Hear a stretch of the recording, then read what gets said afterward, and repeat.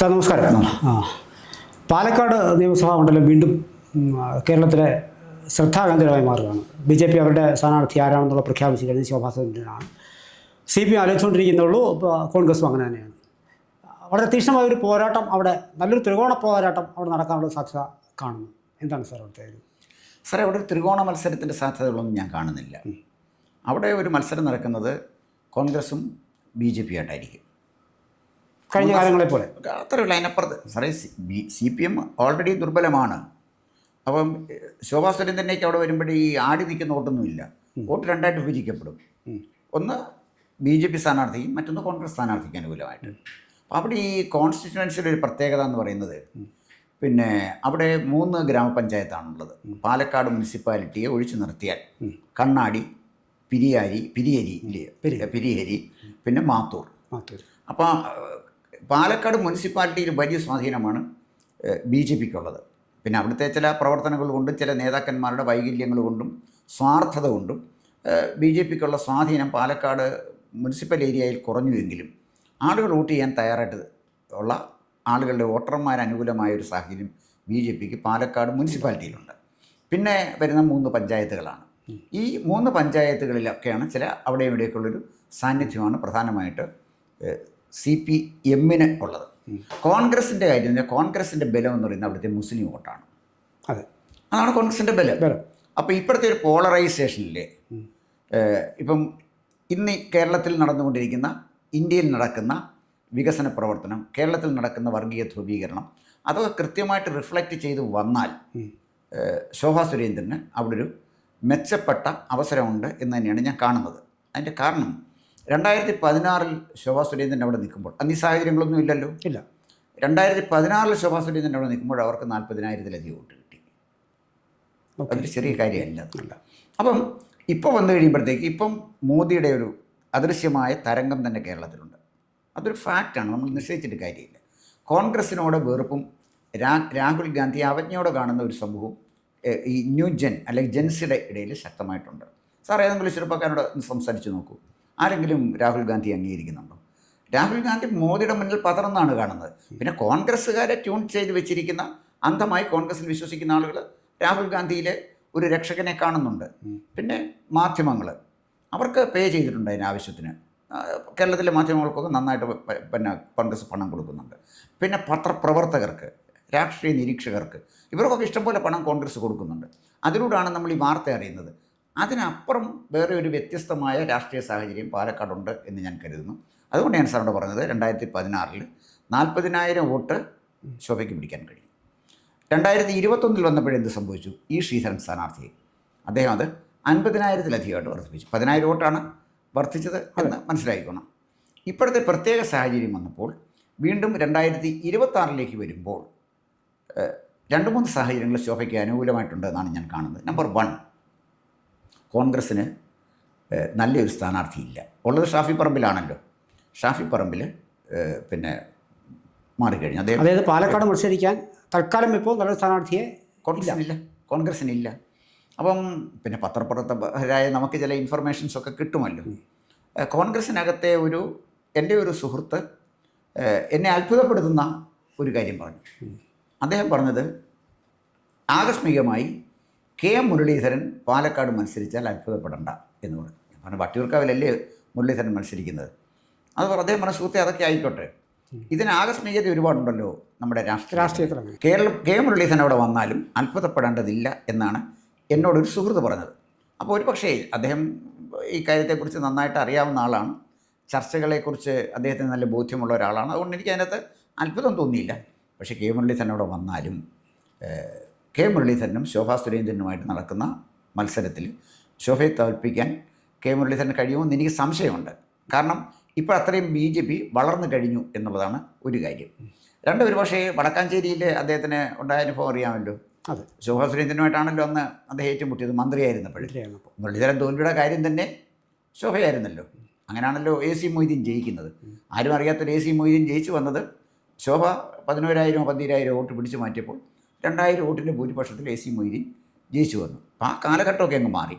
ഇന്ന് പാലക്കാട് വന്നിരിക്കുന്ന ഒരു മാറ്റം ഇതാണ്. അപ്പോൾ പാലക്കാട് എന്തായാലും ശരി, മുരളീധരൻ വന്നാലും വന്നില്ലെങ്കിലും ശരി, ശോഭാ സുരേന്ദ്രനെതിരെ മത്സരിക്കാൻ പറ്റുന്ന എഫക്റ്റീവായ ഒരു സ്ഥാനാർത്ഥി ഇപ്പോഴ് കോൺഗ്രസ്സുകാരുടെ കയ്യിലുണ്ടെന്ന് എനിക്ക് തോന്നുന്നില്ല. അപ്പോൾ സാറേ ഞാൻ ഒരു കാര്യം ചോദിച്ചിട്ടുണ്ട്. അപ്പം കെ മുരളീധരൻ പോകുന്നു എന്ന് വെക്കുക. പക്ഷെ പോകും മുമ്പ് കെ മുരളീധരനെ പോലെ ഒരാൾ ഒരു വ്യക്തമായ ചില നിർദ്ദേശങ്ങൾ കോൺഗ്രസിനോട് വച്ചിട്ടുണ്ടാവും.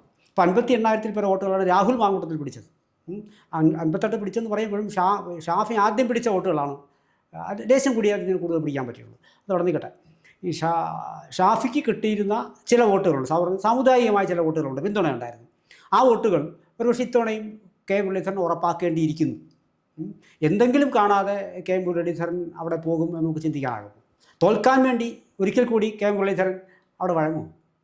അല്ല, മുരളീധരൻ്റെ ഒരു സാഹചര്യം നമ്മൾ കരുതുന്ന പോലെയല്ല. കാരണം മുരളീധരൻ എവിടെ നിന്നാലും മുരളീധരനെ തോൽപ്പിക്കും എന്നാണ് BJP എടുത്തിരിക്കുന്ന തീരുമാനങ്ങളിലൊന്ന് എന്നാണ് എൻ്റെ ഇൻഫർമേഷൻ. എനിക്കറിയില്ല. കാരണം RSSനും മുരളീധരനോടൊരു വാശിയുണ്ട്. കാരണം നേമത്ത് നമ്മുടെ കുമ്മനം രാജശേഖരനെ തോൽപ്പിക്കാൻ വേണ്ടി പോയി നിന്നാണ് മുരളീധരൻ. ആ ഒരു വാശി അവർക്ക് മുരളീധരനോടുണ്ട്.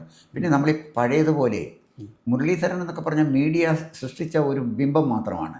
അതിനപ്പുറത്ത് മുരളീധരൻ എന്ത് സ്വാധീനമാണ് കേരളത്തിലുള്ളത്, എന്ത് ട്രാക്ക് റെക്കോർഡാണ് കേരളത്തിലുള്ളത്, മുരളീധരൻ്റെ കോൺട്രിബ്യൂഷൻ എന്താണ്? അപ്പോൾ അദ്ദേഹം KPCCയുടെ പ്രസിഡൻ്റായിരുന്നു. അദ്ദേഹം 3 പാർട്ടിയുടെ പ്രസിഡൻ്റായിരുന്നു. KPCCയുടെ പ്രസിഡൻ്റായിരുന്നു, പിന്നെ ഇതിൻ്റെ നമ്മുടെ ഡെക്കിൻ്റെ പ്രസിഡൻ്റായിരുന്നു, പിന്നെ വേറെ സ്വതന്ത്രമായി പോയി. പിന്നെ മറ്റേ ശരത് പവാറിൻ്റെ പാർട്ടി നാഷണലിസ്റ്റ് കോൺഗ്രസിൻ്റെ, ഇതിലെല്ലാം ഈ 3 പാർട്ടികളുടെ സംസ്ഥാന പ്രസിഡൻ്റായിട്ടിരുന്ന ഒരാളാണ് മുരളീധരൻ. അപ്പോൾ മുരളീധരനെ ഒരു വലിയ ഇമേജുള്ളൊരു സ്ഥാനാർത്ഥിയായിട്ട് മത്സരിപ്പിക്കാൻ ശരിക്ക് കഴിയുമോ, വോട്ടർമാരുടെ മുന്നിൽ കഴിയുമോ എന്ന് എനിക്ക് സംശയമുണ്ട്. പിന്നെ എന്താ പറഞ്ഞാൽ മുരളീധരന് ഒരു ഗുണമുള്ളത് വെച്ചാൽ മുരളീധരന് പാരമ്പര്യമായി കിട്ടിയ ചില സിദ്ധികളുണ്ട്.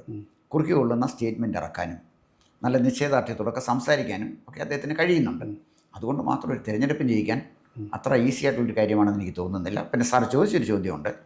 സമുദായ സമവാക്യങ്ങളിൽ N ബ്ലോക്കായിട്ട് ഒരുപക്ഷെ മുസ്ലിം വോട്ട് അദ്ദേഹത്തിന് പിടിക്കാൻ പറ്റിയാൽ പോലും, അല്ലെങ്കിൽ ഭൂരിപക്ഷം മുസ്ലിം വോട്ട് അദ്ദേഹത്തിന് പിടിക്കാൻ പറ്റിയാൽ പോലും ജയിച്ചു വരാൻ അതുകൊണ്ട് പറ്റില്ല. കാരണം അദ്ദേഹം പ്രതീക്ഷിക്കുന്ന പോലുള്ള ഹിന്ദു വോട്ട് അദ്ദേഹത്തിന് അവിടെ സമാഹരിക്കാൻ കഴിയണം എന്നില്ല.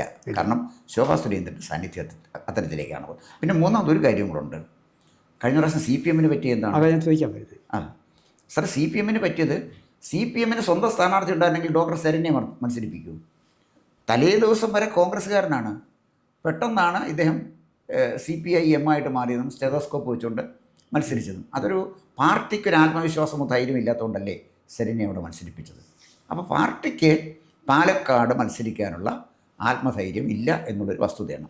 അതുകൊണ്ടാണ് ഞാൻ പറഞ്ഞത് ത്രികോണ മത്സരത്തിന് അവിടെ സാധ്യതയില്ല.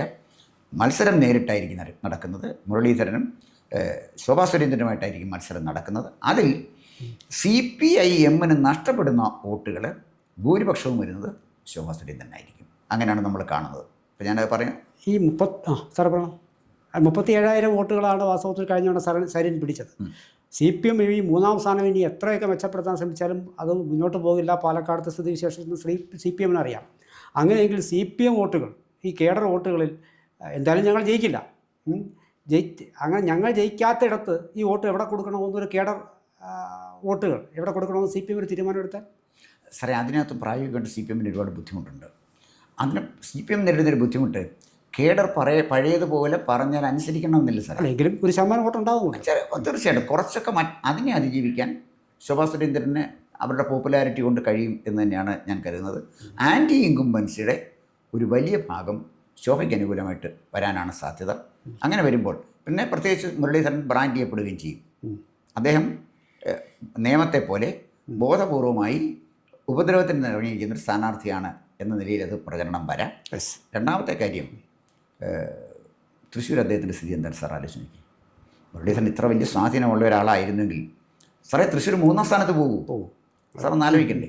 പിന്നെ പാലക്കാടിന് ഒരു ചരിത്ര പാരമ്പര്യമുള്ളത് ഈ 1991 മുതൽ 1977 വരെ പാലക്കാടിനെ പ്രതികരിച്ചൊരു സാധു മനുഷ്യനായിരുന്നു. സാറിനറിയാമല്ലോ, CM സുന്ദരം മന്ത്രിയായിരുന്നു. അവിടുത്തെ വളരെ ഒരു മൈനോറിറ്റിയാണ്, ബ്രാഹ്മൺസ് ഉണ്ടെങ്കിലും മൈനോറിറ്റിയാണ്. അദ്ദേഹം ബ്രാഹ്മണനായിരുന്നു. ആർക്കും ഒരു ഉപദ്രവം ചെയ്യാത്ത ആളാണ്. അദ്ദേഹമാണ് മത്സരിച്ചിരുന്നത്.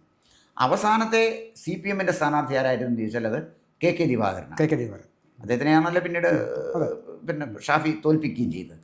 പിന്നീട് വന്ന 3 ടേം ഇരുന്നത് ഷാഫി പറമ്പിലാണ്.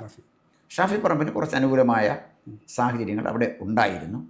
പക്ഷേ എങ്കിലും ഈ സാഹചര്യം, ഇന്നത്തെ പ്രത്യേക സാഹചര്യത്തിൽ, ശക്തമായൊരു ആൻറ്റി ഇൻകുംബൻസി ഉള്ള സാഹചര്യത്തിൽ communal polarisation UDF LDF flare up ചെയ്യുന്ന അനുസരിച്ച് അത് കത്തിജ്വലിച്ച് വന്നാലും അത് കൂടുതലും ശോഭാ സുരേന്ദ്രന് അനുകൂലമായിട്ട് വരും. കാരണം ഭൂരിപക്ഷ സമുദായത്തിൻ്റെ വലിയൊരു വോട്ട് അങ്ങോട്ട് പോകും. പിന്നെ ക്രിസ്ത്യൻ വോട്ടുകൾ വളരെ നാമമാത്രമാണ് അവിടെ. അതുകൊണ്ട് ആ വോട്ടുകളൊന്നും എതിരായിട്ട് പോകുമോ അല്ലെങ്കിൽ അനുകൂലമായിട്ട് പോകുമെന്ന് നമുക്കിപ്പോൾ പറയാൻ പറ്റില്ല.